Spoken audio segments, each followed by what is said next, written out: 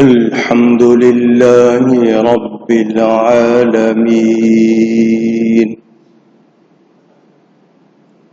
والصلاة والسلام على رسوله سيد المرسلين رحمة للعالمين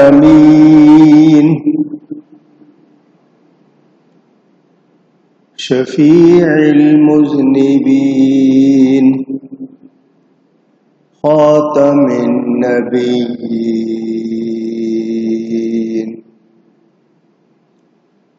سيدنا ومولانا محمد رسول رب العالمين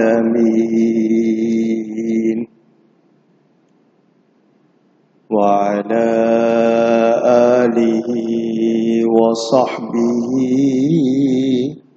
أجمعين.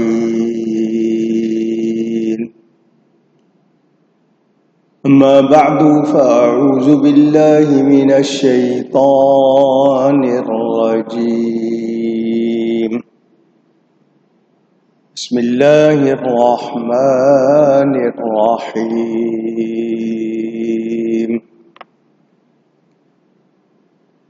إن الله عنده علم الساعة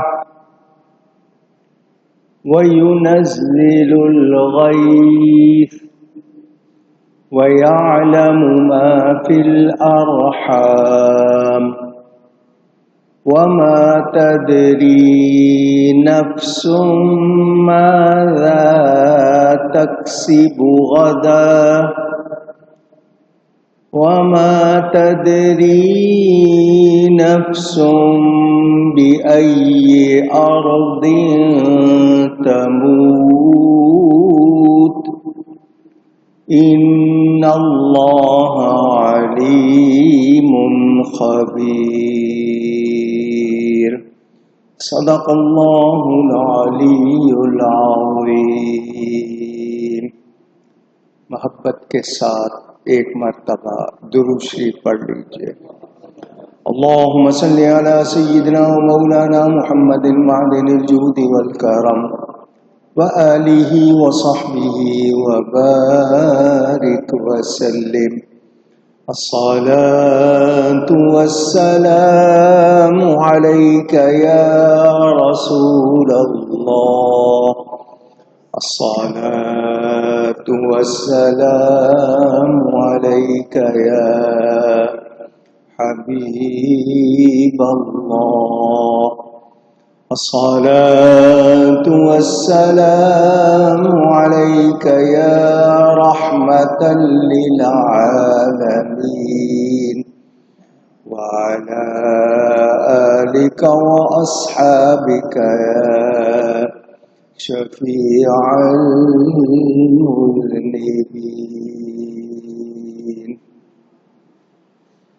حمد و صلات کے بعد قرآن کریم کی سورہ لقمان کی آخری آیت کا بیان جاری ہے. کچھ جمعوں سے آپ اس حوالے سے آیات، احادیث اور واقعات سن رہے ہیں. بنیادی بات میں بار بار دوہرا رہا ہوں کہ ہم اہل سنت و جماعت سنی قرآن و حدیث کو مانتے ہوئے یہ عقیدہ رکھتے ہیں کہ ہر کمال ذاتی طور پر اللہ کے لیے ہے. مخلوق میں جس کسی کو جو کمال جتنا ملا اللہ کی عطا سے ہے، اللہ کے دینے سے ہے، اللہ نے عطا کیا ہے. مخلوق میں کسی کے پاس اپنا ذاتی کمال نہیں ہے۔ علم غیب اللہ تعالی اپنے پسندیدہ رسولوں کو عطا فرماتا ہے، اور اپنے حبیب پاک صلی اللہ علیہ وآلہ وسلم کو اللہ نے سب سے زیادہ عطا فرمایا۔ ہم اس کی پیمائش نہیں کر سکتے، ناپ نہیں سکتے۔ یہ مانتے ہیں کہ وہ اللہ کی کائنات میں سب سے زیادہ کمال والے ہیں، ہر لحاظ سے عالم، سب سے زیادہ جاننے والے ہیں۔ میں آپ کو بہت سی باتیں بتا چکا، خلاصہ کرتے ہوئے آج بھی بتاؤں گا۔ علوم خمسہ، 5 علوم۔ قیامت کب آئے گی؟ بارش کب ہوگی؟ ماں کے پیٹ میں کیا ہے؟ کل کون کیا کمائے گا، کیا کرے گا؟ کس زمین میں کس کی موت ہوگی؟ یہ 5 باتیں، ان کو علوم خمسہ کہتے ہیں۔ آیت میں ہے ان اللہ علیم خبیر، بے شک اللہ تعالی جاننے والا اور بتانے والا۔ تو خبیر کا لفظ بتا رہا ہے کہ اللہ جس کو چاہے، جتنا چاہے، جب چاہے، جیسے چاہے عطا فرمائے۔ اگر ہم یہ کہیں کہ نہیں نبی خود سے جانتے ہیں تو یہ ہمارا عقیدہ نہیں ہے۔ نبی کا لفظ عربی زبان کا لفظ نبی کے معنی ہی غیب کی خبریں دینے والا۔ تو علم نہیں ہے تو خبریں کیسے دے رہے ہیں؟ نبی کو اللہ تعالی عطا فرماتا ہے۔ اعلی حضرت امام اہل سنت مجدد دین و ملت، امام عشق و محبت مولانا شاہ احمد رضا خان بریلوی رحمت اللہ علیہ جو کچھ فرماتے ہیں اس میں سے آج آپ کو کچھ باتیں سناؤں گا۔ وہ حدیث شریف بیان کرتے ہیں، حضرت عبداللہ بن عمر رضی اللہ تعالی عنہما راوی ہیں کہ رسول پاک صلی اللہ علیہ وآلہ وسلم نے فرمایا کہ اللہ تعالی نے میرے سامنے دنیا اٹھا لی۔ ان اللہ عز وجل قدر رفع لی الدنیا فانا انظر الیہا والی ما هو کائن فیہا الی یوم القیامت کانما انظر الی کفی ہذہ۔ تو میں اسے اور اس میں قیامت تک جو کچھ ہونے والا ہے، میرے لیے تمام چیزیں روشن ہیں، اللہ تعالی نے جیسے دیگر انبیاء کے لیے روشن فرمائی۔ اس حدیث کے تحت اعلیٰ حضرت فرماتے ہیں، اس حدیث سے روشن ہے کہ جو کچھ آسمانوں میں اور زمین میں ہے اور قیامت تک ہوگا، اس سب کا علم اللہ نے اپنے نبیوں کو عطا فرمایا تھا، اور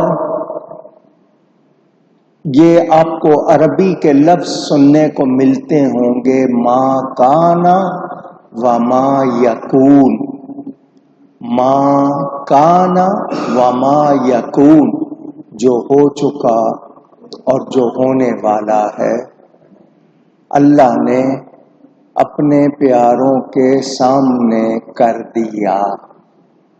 مثلا مشرق سے مغرب تک، سماک سے سمک تک، ارض سے فلک تک،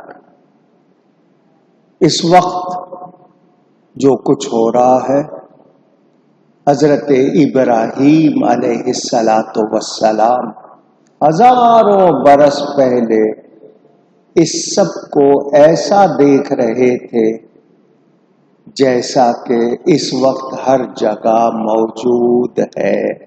قرآن میں ہے، اللہ نے ان کو سب کچھ دکھایا۔ اعلیٰ حضرت فرماتے ہیں ایمانی نگاہ میں، ایمان والے کی نگاہ میں یہ بات قدرت الہی پر مشکل نہیں ہے، اور نہ عزت و وجاہت انبیاء کے مقابل کہ اللہ کے لیے کچھ مشکل نہیں ہے، وہ چاہے جس کو چاہے دکھا دے۔ اور انبیاء کی شان کتنی ہے یہ ہم پوری طرح اندازہ کر سکتے نہیں، مگر معترض بیچارے، اعتراض کرنے والے،